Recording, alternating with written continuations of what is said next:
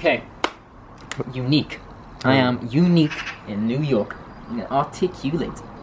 Hi, quick jump in here. Yeah, notice the hair's changed. We had a comment from Mr. BiH Futility, if I recall. He said he's just got a new Samsung S5 Neo. Congratulations, mate. I am proud of you. And he said a couple of questions. And first of all, you wanted to know, can you lock folders, pictures, and messages and stuff like that? But got bad news, mate. Keaton, do you want to break in the news? I do.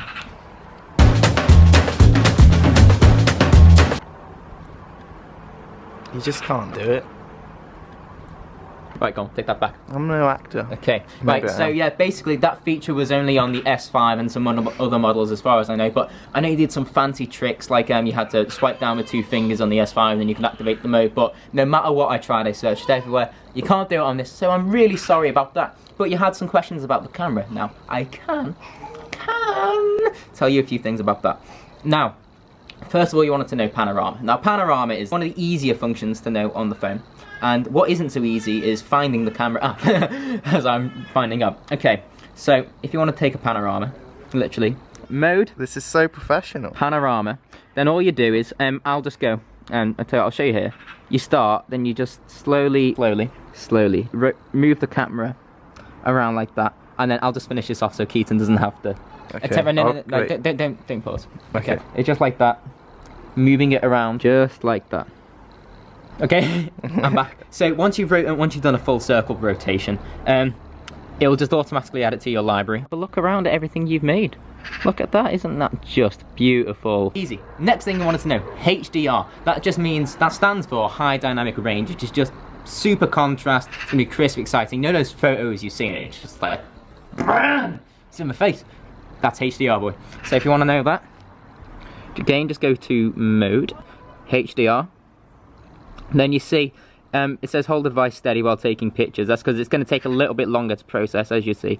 So if we take this photo, see, look, it loads that because it's got a whole lot of stuff to do. Right, you see here, this is a HDR photo that I made here, and this is a photo made using standard. So you can see this one does pop out just a little bit more. Really, you want to use HDR for things. If you want to get a really good photo of it and it's still, that's great. If things are moving and you know, or if it's just like a shot of you, mate, you probably don't really want to use HDR. But that's good.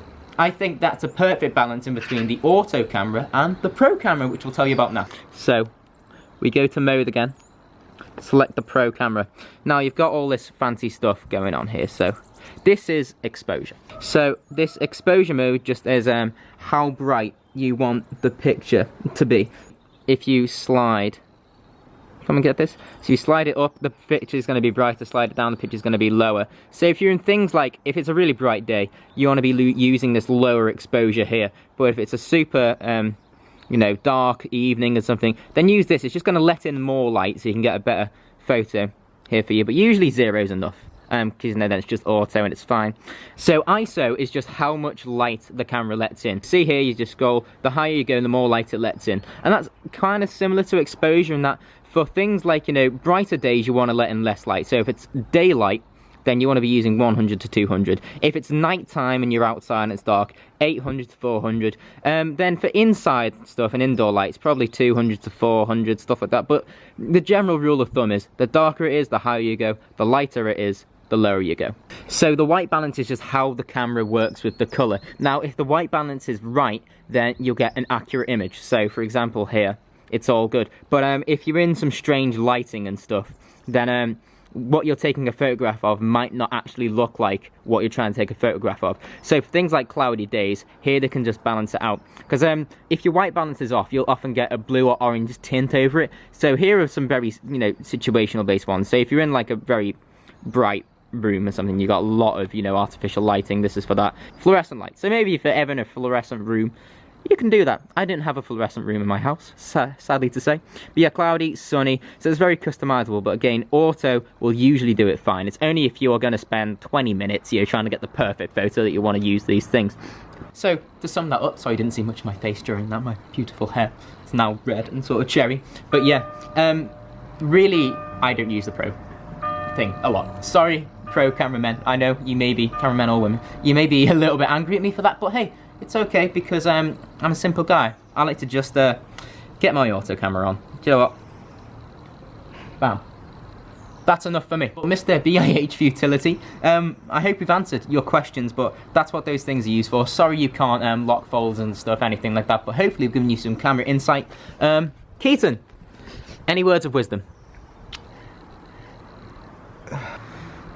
Just stick to the auto camera. Thanks, Keaton. 8 out of 10 would bang.